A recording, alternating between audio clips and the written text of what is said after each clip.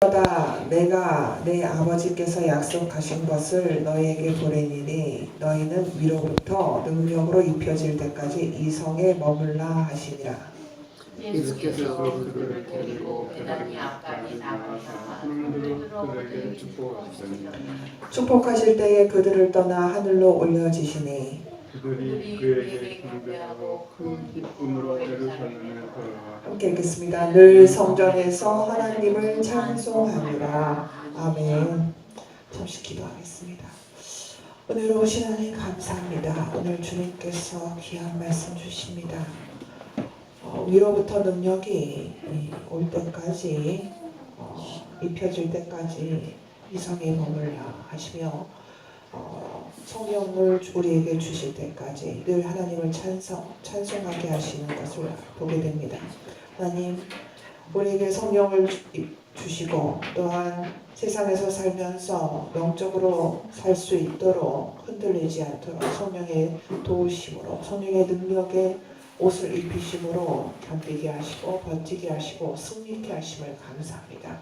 오늘 이 말씀 가운데 주님께서 주시는 그 축복의 말씀을 마음속에 새기고 또한 행하여서 주님의 축복을 늘 누리며 살게 하여 주시옵소서. 이 연약한 중에 주님 앞에 기도합니다. 이 말씀을 전할 때에 온전히 주의 영광만이 드러날 수 있도록 이 연약한 종의 모습을 십자가 뒤로 숨겨 주시옵소서. 이 모든 말씀 주 예수님 이름 받도록 간절히 기도드려옵나이다. 아멘. 제가 예전에 기도원을 갔더니 기도원에서 이제 집회를 하는데 목사님 한 분이 이런 말씀을 하시더라고요. 교회 안에 여러 가지 종류의 교인들이 있답니다.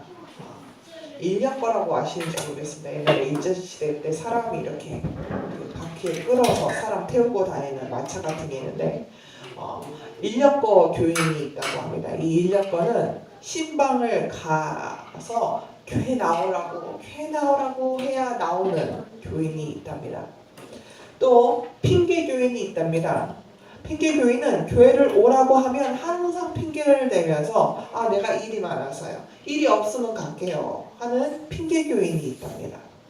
또 행사 교인이 있답니다. 행사 교인은 성탄절, 추수감사절, 부활절 이런 절기 같은 행사만 할 때 나오는 그런 교인을 행사 교인이라고 한답니다. 또 벙어리 교인이 있다고 합니다. 교회를 열심히 나오기는 하는데 기도 생활을 안 하기에 기도를 못하는 교인입니다. 그래서 이런 교인들은 기도를 시키면 교회를 안 나오겠다고 협박하고 기도를 순서에다 넣으면 진짜로 교회를 안 나오시는 분들을 바로 벙어리 교인이라고 합니다. 그뿐입니다. 시험 채점하는 교인도 있다고 합니다. 어떤 사람들은 가만히 앉아서 설교를 비평하고 남을 흠잡기를 잘하는 교인이 있다고 합니다. 또 유람선 교인이 있다고 합니다. 이 교회 저 교회 왔다 갔다 조금이라도 부담을 주면 바로 배를 타고 다른 교회로 가버리는 그런 교인이 있다고 합니다. 또 광고 교인이 있다고 합니다. 사업적으로 실속을 찾으려는 목적으로 다니는 교인입니다. 자기가 만약에 보험을 하면 보험을 잘 들어줄 것 같은 교인들이 있는 곳으로 교회를 옮겨 다니는 교인이 있다고 합니다. 묵상 교인도 있다고 합니다. 예배 시간 때마다 꾸벅꾸벅 조는 그런 교인입니다. 더 재미있는 사실은 국회의원 교인이 있다고 하는데 국회의원 교인은 누굴까요? 혼자만 나오는 교인, 가족들하고 같이 안 나오고 혼자만 나오는 교인을 국회의원 교인이라고 합니다. 우리가 이런 여러 가지 교인들이 있다고 하지만 그래도 다시 돌이켜서 생각을 해보면 이왕 교회 나오는데 왜 이렇게 뜻없이 헛되이 신앙생활을 할까? 또 귀한 주일에 시간을 내가지고 교회 나와서 단 1시간 예배 드리는데 그 시간을 그렇게 드리고도 하나님의 축복을 받지 못하는 그런 교인으로 살까? 그런 생각을 하게 됩니다. 그러나 여기서 중요한 이유는 이 모든 종류의 교인들의 가장 큰 공통점은 바로 성령을 받지 않았다는 것입니다. 성령을 받지 못해서 이렇게 믿음에 대한 확신이 없기 때문에 시험 채점왕 교인, 유람선 교인, 광고 교인 이런 식으로 교회에 와서 구원과 그 축복을 얻을 기회를 다 낭비하고 있다는 것입니다. 사실 믿음의 확신이 없으면 아무리 눈앞에 진짜를 보여주어도 관심이 없고 자신과 아무런 상관이 없게 되는 것입니다. 그렇기 때문에 성령님께서 우리에게 오시고 우리가 성령을 받으면 영적인 눈이 띄어서 진리를 보게 되고 진짜인 것에 최선을 다하게 되면 재미있는 인생을 살게 되는 것입니다. 사는 게 재밌어지는 것입니다. 예수님도 이런 것에 대해서 말씀하셨습니다. 우리 모두 예수님의 값진 보호와 값진 진주의 이야기들을 마태복음 13장 이런 데서 보게 될 것을 통해서 아실 것입니다. 이 얘기가 뭡니까? 어떤 농부가 밭에서 일을 하다가 보니까 거기에 커다란 보와 상자, 보물이 들은 상자를 발견했습니다. 아무도 모릅니다. 자기밖에 모릅니다. 그래서 집에 당장 가서 이 사실을 누가 알까봐 자기 있는 돈 없는 돈을 구워서라도 돈을 마련해서 그 밭 주인에게 가서 그 밭을 사버립니다. 또 진주도 보면 그 값진 진주를 발견했을 때 가진 모든 것을 다 팔아서 이 진주 장사가 그 진주를 샀다는 이야기입니다. 그래서 더 귀한 것을 발견한 사람은 덜 귀한 것을 팔아서까지 더 귀한 것을 사는 것입니다. 예수님을 믿고 하늘나라의 백성이 된 사람은 천국이 그만큼 귀하기 때문에 세상 모든 것을 다 바쳐서 다 팔아서라도 아깝지가 않은 것입니다.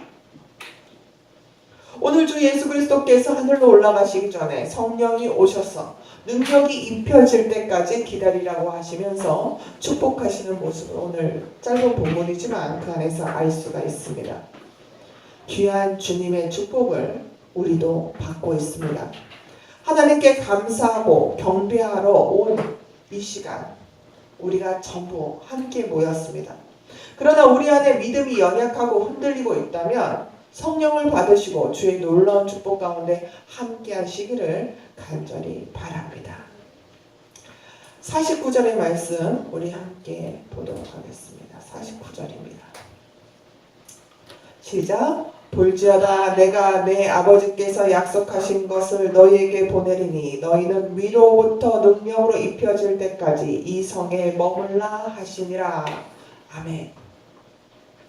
엠마오로 가던 두 제자가 다시 살아나신 부활하신 예수님을 만났습니다. 그리고 이 예수님을 만난 후에 예루살렘으로 돌아와서 자기들이 본 예수님을 증거합니다. 그때에 예수님께서 제자들에게 나타나셔서 여기 무엇 먹을 것이 있느냐라고 하셨고 제자들이 구운 생선 한 토막을 드리니까 그 사람들이 보는 앞에서 예수님께서 직접 드셨습니다. 이걸 왜 그 앞에서 직접 드셨을까요? 바로 제자들이 예수님을 유령이나 어떤 영혼으로 생각할 수 있기 때문에 몸으로 육신으로 다시 사신 것을 분명하게 보이시기 위해서 직접 많은 사람들 앞에 나타나시고 그 앞에서 무엇을 생선 한 토막을 드신 것입니다. 이렇게 예수님께서는 다시 사심을 확신하여 주시고 난 다음에 무엇을 얘기하십니까? 제자들에게 복음을 전하라고 말씀하십니다. 이 복음을 전하라는 말씀은 마태, 마가, 누가, 요한 이 사복음서에 다 있는데 여기서 누가복음에 있어서는 특별한 게 하나 더 있습니다. 복음을 전하라 라고 얘기하시는 건 공통적인데 누가복음에 하나 더 있는 것이 무엇이냐면 바로 성령의 능력을 입으라는 것입니다. 왜 성령의 능력을 입으라, 성령의 능력을 받으라고 하신 걸까요? 첫 번째 그 이유를 생각을 해보면 성령을 받지 않고서는 복음을 전할 수가 없기 때문입니다. 그래서 예수님께서는 아버지 하나님께 성령을 이 제자들에게 보내달라고 간구하십니다. 이 앞부분을 보십시오. 49절 앞부분을 보면 보면 이렇게 나와 있습니다. 볼지어다 내가 내 아버지의 약속하신 것을 너희에게 보내리니. 아버지께서 약속하신 것을 너희에게 보낸다. 우리 주 예수 그리스도께서는 복음의 증언으로 살아야 할 제자들을 위해서 아버지이신 하나님으로부터 아주 중요한 약속을 하나 받아 놓으셨습니다. 이것을 보고 요한복음 14장 16절에는 뭐라고 얘기하냐면 예수 그리스도께서 성부 하나님께 간구하였다라고 표현하고 있습니다. 신실하신 하나님께서는 아들 예수 그리스도께서 구하신 것에 대해서 이루어 주셨습니다. 그러면 그 구하신 예수 그리스도께서 구하신 것이 무엇이냐? 그것이 바로 보혜사 성령이라는 것입니다. 왜 예수님께서는 제자들에게 도우시는 성령이 꼭 필요하다고 생각하셨을까요? 세상은 험악합니다. 남아있는 제자들을 보실 때 우리 예수 그리스도의 주님의 마음이 아마 참으로 안타까우시고 걱정스러우셨을 겁니다. 그래서 주 예수 그리스도께서 이 땅에 제자들과 함께 계실 때는 제자들 곁에 계셔서 늘 든든하게 계셨지만 이제 하늘나라로 가시면 이제 제자들이 불안해할 것을 잘 아셨습니다. 그래서 이 예수님께서는 제자들과 함께 하실 하나님의 거룩한 영이신 이 성령님이 필요하신다는 것을 아시고 이 땅에 있는 남아 있을 수밖에 없는 제자들을 위해서 성령님을 아버지 하나님께 구하신 것입니다. 그러니까 정리해서 얘기하자면 복음의 증인으로 살아가야 할 제자들이 연약한 것을 아시기 때문에 능력으로 입혀서 주님의 사도로 쓰게 하시려고 성령님을 간구한 것입니다. 그러면 또 왜 성령의 능력을 받으라고 했을까요? 둘째로 성령의 능력으로 사는 것이 바로 그리스도인이기 때문입니다. 성령의 능력으로 살아야 그리스도인이 되기 때문입니다. 하반절을 보십시오. 너희는 위로부터 능력을 입히울 때까지 이 성에 유하라 하시니라. 머물라 하시니라. 이 이야기는 복음을 증거하는 데 있어서 성령님을 기다리라고 하는 얘기입니다. 더 자세하게 말하면 성령을 받기 전까지는 복음은 물론 아무것도 하지 말라고 하는 것입니다. 근데 여러분 이상하지 않습니까? 참으로 이상합니다. 이 제자들은 예수님이 죽었다가 다시 사신 것도 보았습니다. 이제 전에는 몰랐지만 예수님께서 말씀하신 하나님의 나라에 대해서 이야기한 것도 이제 어느 정도 이해하게 되었습니다. 그리고 예수님과 함께 있었던 그 모든 일들을 빨리 전하고 싶습니다. 그리고 밖에 나가서 예수 그리스도가 우리가 기다렸던 구원자, 바로 그 메시아다라고 이야기하고 싶습니다. 외치고 싶습니다. 그런데 예수님께서는 그렇게 하라고 하지 않으십니다. 그저 너희는 성령의 능력을 입을 때까지 기다리라고 하십니다. 왜 그러셨을까요? 복음의 증인으로 사는 데 있어서 우리의 힘으로, 우리의 노력으로 그 복음의 증인으로서 사는 것은 힘들기 때문입니다. 예수님을 나타내는 것은 말을 잘한다고 해서 재능이 있다고 해서 되는 것이 아닙니다. 하나님의 나라는 말에 있지 아니하고 능력이 있어야 나타나는 것입니다. 그래서 오직 성령의 역사가 있어야 하나님의 나라가 선포되는 것입니다.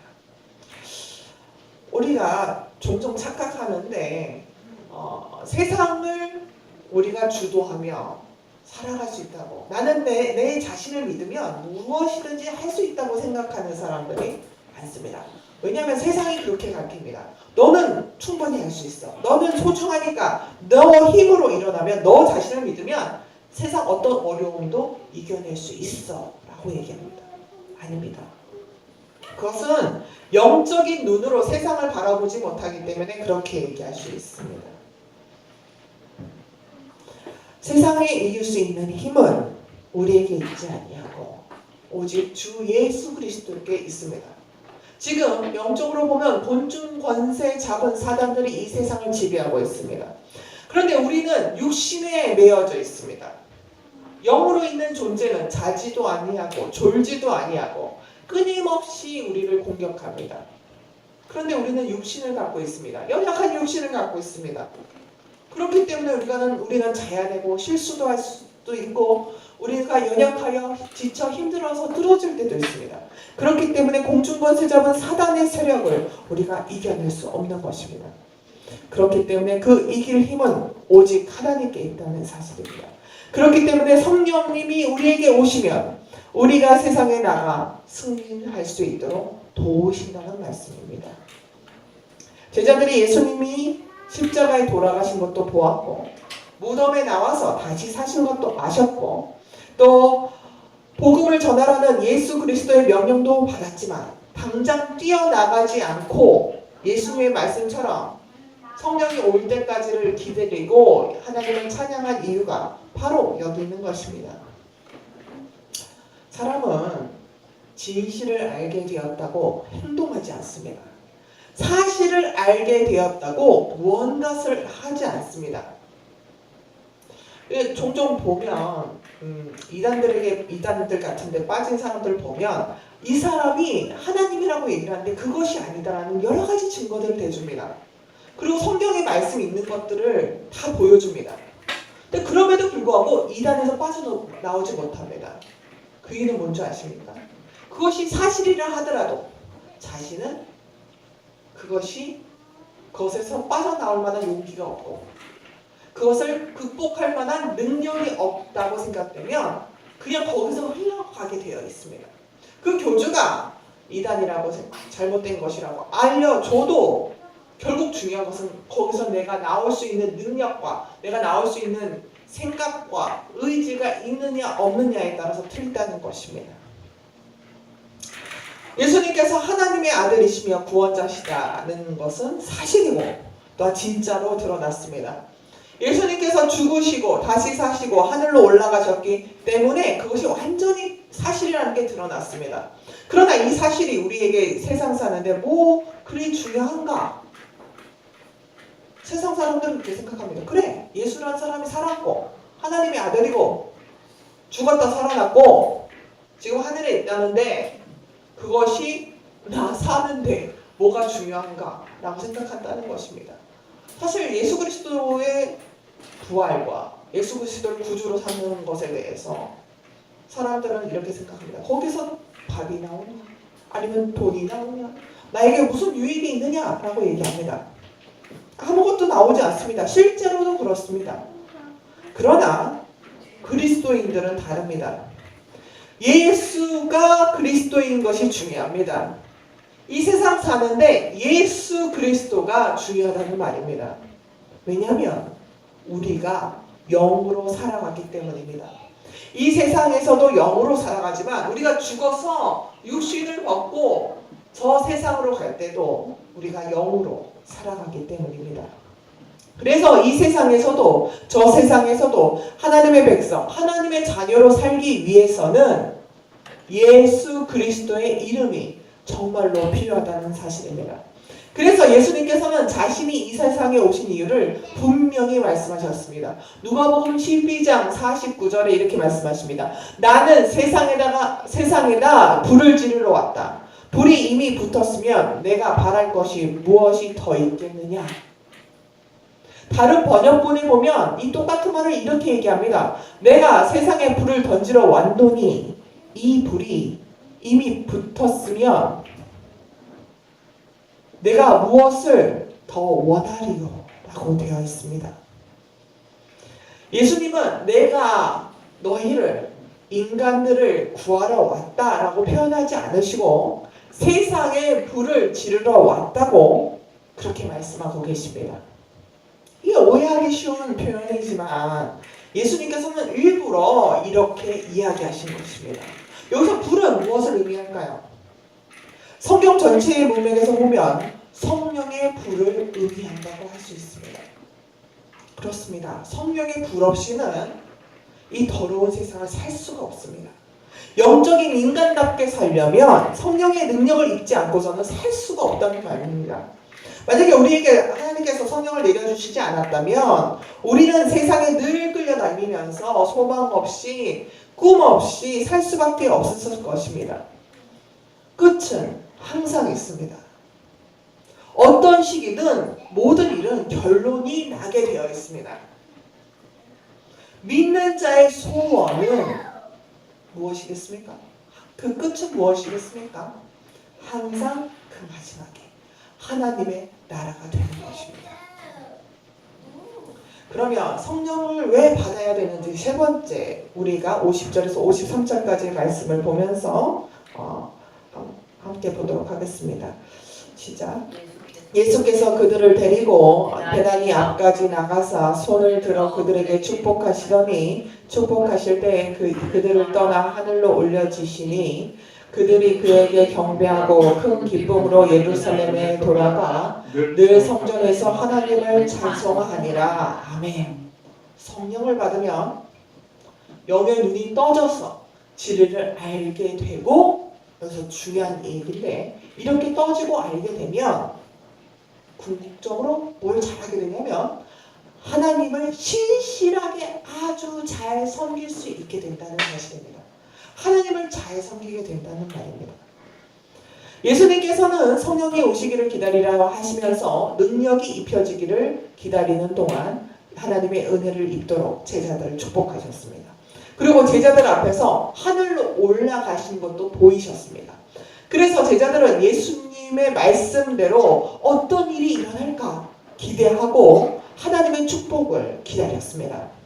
그리고 하나님의 말씀대로 성전에서 항상 하나님을 찬송했다고 오늘 본문에 나오고 있습니다. 이렇게 성령을 기다리는 순수한 마음이 바로 하나님을 큰 기쁨을 가지고 진실되게 예배하고 경배할 수 있게 만든 것입니다. 그런데 우리가 종종 이 성령 받는 것, 이 성령님에 대해서 오해를 하고 있을 때가 있습니다. 성령의 능력을 받으면 우리의 세상 욕심을 다 채울 수 있다고 착각하는 것입니다. 심지어 성령의 능력으로 우리의 욕심이 다 채워지면 그때서야 하나님께 올바로 영광 올려드릴 수 있다고 생각하는 그런 잘못을 저지르기도 합니다. 어느 목사님이 기도원에 가서 성령을 충만히 받았습니다. 그래서 목사님은 집에 와서 자신의 믿음이 얼마나 큰가를 시험하고 싶어서 마태복음 21장 21절에 나타난 그 말씀대로 이 산더러 들려 바다에 던지라 하여도 될 것이요 라는 이 말씀을 생각하고서는 이렇게 외쳤습니다. 백두산아 예수의 이름으로 명하노니 들려서 동해의 바다에 빠져라 라고 기도했습니다. 굳건한 믿음으로 기도했습니다. 그런데 어떻게 됐을까요? 안 빠졌습니다. 그래서 목사님은 믿음을 갖고 기도했는데 왜 안 되었을까 의아해하면서 다시 기도원에 들어가서 하나님께 기도했습니다. 하나님, 제가 은혜도 받고 믿음도 있는데 왜 백두산이 동해 바다에 안 빠집니까? 그때 하나님께서 말씀하셨습니다. 이놈아, 백두산을 동해 바다에 빠뜨려서 네가 뭘 하려고 하느냐? 많은 사람들이 은혜를 받으면 성령을 자신의 이기적인 도구로 삼거나 시험을 하려고 합니다. 그러나 성령은 우리의 생활의 도구나 시험의 대상이나 내 이기적인 욕심이나 내 재미를 위해서 존재하는 것이 아닙니다. 제가 예전에 나사렛 대학에서 기독교 문화라는 교양 강좌를 한번 한 적이 있습니다. 기독교 문화는 교양 강좌라서 신학과, 기독교학과도 오지만 일반 학과 학생들이 많이 와요. 그래서 이제 그 수업을 하고 이제 중간고사를 보려고 하는데 이제 주관식이죠. 주관식을 이제 하는데 어떤 학생이 시험지 백지에다가 딱 한자를 적었더라고요. 교수님, 하나님의 이름으로 용서해 주십시오. 아멘. 그러니까 공부를 안 했다는 얘기죠. 그러니까 저가 믿는 사람이니까 하나님의 이름으로 절 용서해달라고 딱 썼습니다. 그래서 제가 거기다 밑에다 이렇게 썼습니다. 죄인이여, 다음 학기에는 다시 이 강좌를 수강해서 다시 재수강으로 거듭나거라. 아멘. 이라고 써서 보냈습니다. 성령은 이용의 대상이 아닙니다. 그러나 성령의 표징은 반드시 있어야 합니다. 그래야 하나님을 우리가 더욱 느끼고 더욱 진실되게 항상 예배하면서 섬길 수 있기 때문입니다. 말씀을 정리하겠습니다. 우리는 성령을 받아야 합니다. 성령을 받으면 진리를 깨달아 믿음의 확신을 가질 수 있습니다. 하나님의 생명이 우리 안에 거하심을 알 수 있습니다. 성령이 나타나심을 통해 그리스도인의 확신을 가질 수 있습니다. 예수님께서는 제자들에게 예루살렘을 떠나지 말고 성령이 오실 때까지 기다리라고 하십니다. 그래서 제자들은 순종하면서 열흘 동안 성령을 열심히 사모하면서 기도했습니다. 그래서 누가복음 11장 13절을 보면 너희가 악할지라도 좋은 것을 자식에게 줄 줄 알거든 하물며 너희 하늘 아버지께서 구하시는 자에게 성령을 주시 않겠느냐 말씀하신 것처럼 우리도 성령을 받으려면 늘 성령을 사모하면서 기도하는 그런 생활을 해야 할 것입니다. 그러므로 성령을 사모하면서 기도함으로 성령 충만함을 받으시고 우리가 생활하면서 성령의 역사가 군데 날마다 구석구석 일어나는 하루하루를 사시게 되시기를 간절히 축원합니다. 기도하겠습니다. 능력이 가득 차 넘치시는 주님, 우리가 성령 안에서 살기를 원합니다. 성령의 능력 받기를 원합니다. 더욱더 주님을 섬기기 위해 주님의 복음을 전하기 위해 성령의 능력 받기를 원합니다. 우리가 연약한 가운데서도 우리를 포기하지 않으시고 자신의 피를 흘려 우리를 구원하신 주님, 우리가 하나님을 더욱 잘 섬기고 하나님의 축복 안에서 살기를 원합니다. 성령님을 우리에게 뜨겁게 강하게 임하게 하여 주셔서 세상 가운데서 능력의 하나님 백성으로 살게 하여 주시옵소서. 메마른 심령에 촉촉히 주님의 생수로 채우게 하시고 뜨거운 성령의 불로 우리 안에 있는 더러운 영들을 태워주시고 제거하여 주시옵소서. 그리하여서 날마다 주 안에서 새롭게 태어나게 하옵소서. 이 모든 말씀 주 예수님 이름 받들어 간절히 기도드리옵나이다. 아멘. 찬송가 50장 부르시면서 준비하신 인물 바치도록 하겠습니다.